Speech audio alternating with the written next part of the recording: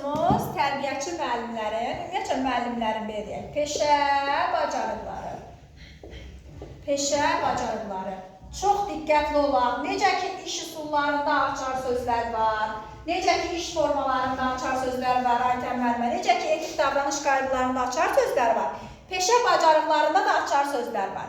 Deməli, didaktik, yəni peşə bacarıqları eyni zamanda qabiliyyətləri. Qabiliyyət. Yəni, bir müəllim hansı qabiliyyətə malik olmalıdır? Bir müəllim necə olmalıdır? Nəyi bacarmalıdır? Aydın oldu? Bu peşə bacarıqlarıdır. Birinci yazaq didaktik qabiliyyət. Didaktik, belə yazacağım. Sonra ikinci təşkilatçılıq. Təşkilatçılıq. Üçüncü kommunikativ qabiliyyət. Yəqin ki, adlar belə tanışdır, mənalarını da biləcəksiniz. Sonra perseptiv qabiliyyət. Perseptiv. Sonra təqlid edici. Təlqin edici. Eyni zamanda suggestiv qabiliyyət. Bəli. Elmi idraki qabiliyyət. İdraki qabiliyyət. Sonra tədqiqatçılıq qabiliyyəti. Tədqiqatçılıq qabiliyyəti. Gnostik qabiliyyət. Gnostik qabiliyyət. Bir də konstruktiv qabiliyyət. Aha, neçə qabiliyyət növü yazdıq bura? 9. Birinci nə oldu? Gəlin bir-bir oxuyaq adlarını. Didaktik, təşkilatçılıq, kommunikativ, perspektiv, təlqin edici, elmi idraki, tədqiqatçılıq, gnostik, konstruktiv. Konstruktiv. Perseptivə, perseptiv qabiliyyətə perspektiv deməyəcəyik. Perspektiv nədir? Perseptiv. Perspektiv. Görün kim deyir ona. Perspektiv neydi? Nədə keçmişdik perspektiv? Yox, o perspektiv idi. Perspektiv neydi? Nədə keçmişdik? Neydi? İki növü var idi, biri perspektiv idi. Həftəlik, icbari, planlaşdırma. Planlaşdırma. Adlarını deyirsən ama mövzu. İllik planlaşdırma. Bəli, perspektiv illik planlaşdırmadır. Perseptiv isə tam başqa bir şeydir, bacarıqdır. Aydın oldu? Aha, bax, bu ikisini belə eləyəcəm. Yazacağım, olmazsa, olmaz. Ən vacib. Yəni, bax, əlbəttə ki, bu bacarıqların hamısı tərbiyəçidə olmalıdır. Amma bu iki bacarıq yoxdursa, o müəllimədən müəllim olmaz. Bu iki bacarıq yoxdursa, o müəllimədən müəllim olmaz. Birinci növbədə hansı qabiliyyətdir bu? Didaktik. Biz bağçaya niyə gedirik? Neynəməyə gedirik bir müəllimə ki? Uşağı öyrətməyə. Öyrətmə qabiliyyətim yoxdursa da nə müəllimə? Elə deyil mi? Öyrətmə qabiliyyəti. Didaktik qabiliyyət nə oldu? Öyrətmək, öyrədə bilmək, fikrini çatdıra bilmək, nəyisə uşaqda aşılamaq, təlim, tərbiyə, təhsil vermək. Yaxşı, bəs təşkilatçılıq nədir? Bağçada ən çox nə keçirilir? Bayram, təlimlər, şənliklər.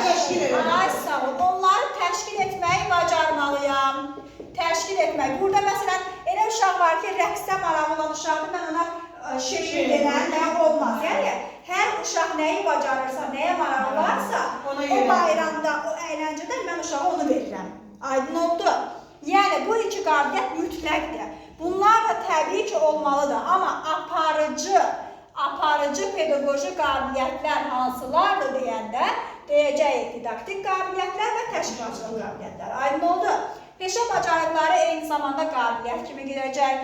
Məsələn, peşə bacarıqları pedaqoji bacarıq kimi də girəcək, pedaqoji qabiliyyət kimi də girəcək. Bu yazaq, pedaqoji. Çünki pedaqoqlar kimdir? Müəllimlərdir. Aha.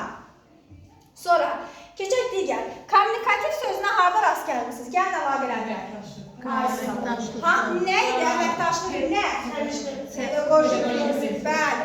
Hansı inkişaf sahəsidir? 4. Dördüncü inkişaf sahəmizdə. Kommunikativ nədir? Ünsiyyət qurmağı bacarır.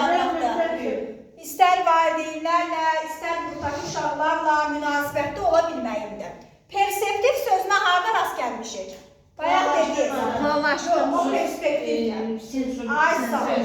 Sensor inkişafda elə deyilmi? Perseptiv nədir? Hiss edə bilməkdir. Hiss etmə. Məsələn, bugün qrupunuza uşaq gəlir, həmçin gülən, şıltaq uşaqdır. Bugün gəlib keyfsiz oturur. Mən onu hiss edirəm ki, ona nəsə olub bugün. Aydın oldu. Ya məsələn, gələndə yolda tutaq ki də, anası atası deyir, səni parka aparacam, bağçadan çıxıb gəzinə gedəcək. Uşaq da gülə-gülə gəlib girir də sevinə-sevinə. Hiss edirəm, nə olub sənə, yaman gülürsən və yaxud da nə olub sənə, yaman keyfsizsən. Yəni, bunu hiss edə bilirəmsə, mənim perseptiv qabiliyyətim var. Tərqin edici necə qabiliyyətdir? Tərqin edici eyni zamanda suggestiv gedəcək. Aha, tərqin edici nədir? Bax, bir tərbiyəçi müəllimə nə qədər mülayim olsa da, nə qədər mehriban olsa da, bir o qədər də ciddiliyi olmalıdır. Ən azından uşağa belə deyək də, beyninə yeridə bilməlidir. Onları sakitləşdirməyi bacarmalıdır, onlara motivasiya qurmağı bacarmalıdır. Bax, bu tərqin edici suggestiv qabiliyyətdir.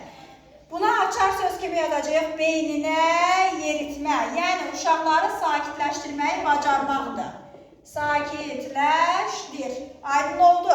Sonra, elmi idraki qabiliyyət. Bizim ixtisasımız nədir? Baxışımız, elə deyilmi?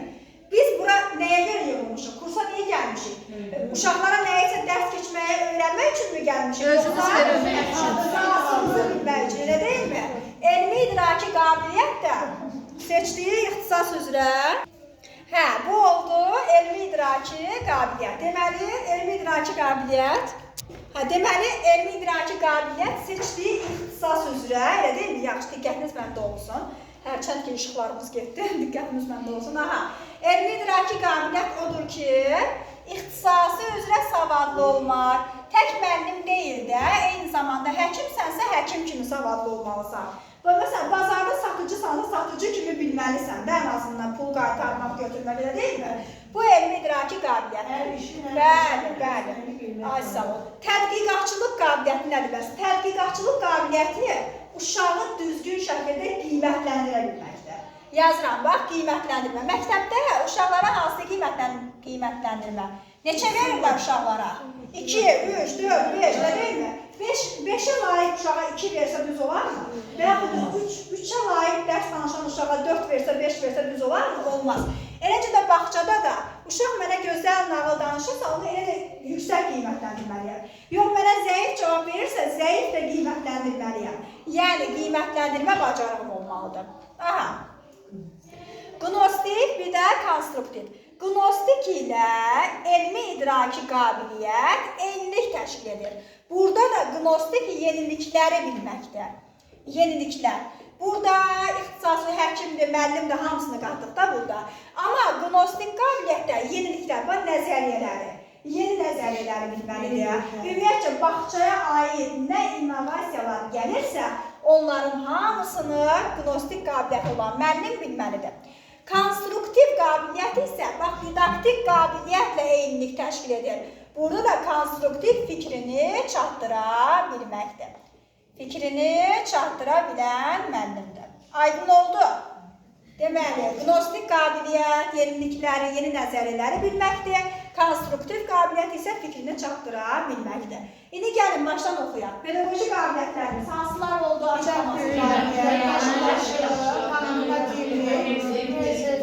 Tərbiyə edici, suggestiv, elmi idraki, qnostik, konstruktiv. Didaktik qabiliyyət nə oldu? Öyrətmək, təşkilatçılıq nə oldu? Təşkil etmək. Təşkil etməyi bacarmaqdır. Kommunikativ, müzəyyət olmaqdır. Tərbiyə edici, suggestiv, etmədir. Onun keyfi var və yaxud da bugün keyfi yoxdur, onu bilməkdir. Elmi idraki, ixtisası üzrə savadlı olmaqdır. Tədqiqatçılıq qnostik qabiliyyəti bilməkdir. Konstruktiv isə fikrini çatdırmağı bilməkdir. Bu qədər.